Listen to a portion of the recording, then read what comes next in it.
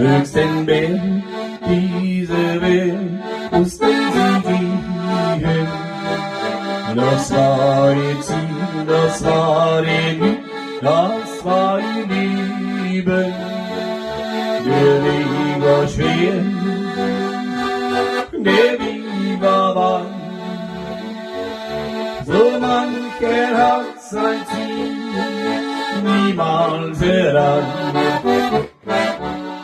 Denn ist das Glück verlebt, drum man wäre. Oder wenn ihm ewige meint, ein Grab, das niemand weiß.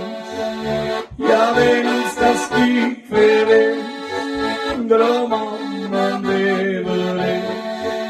Oder wenn ihm ewige meint, ein Grab, das niemand weiß.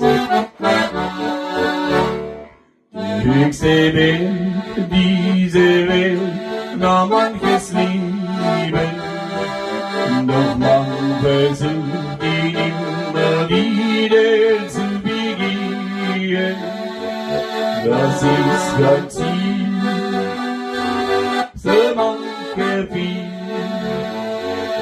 Von irgendeiner Wand, der Platz ist unbekannt. Wenn uns das Glück verlässt, der Mann wäre. Oder wenn die ewige weiß, ein Grab, das niemand weiß. Wenn uns das Glück verlässt, der Mann wäre. Oder wenn die ewige weiß, ein Grab, das niemand weiß. Vom höchsten Berg dieser Welt mussten sie gehen. Das Ziel erreicht, doch in den Augen sieht man Tränen. Das ist kein Ziel, das ist kein Preis. Ein Freund liegt irgendwo, ewige Weis. Wenn uns das Glück verlässt, drum man wäre. Oder wenn die ewige weiß, ein Grab, das niemand weiß.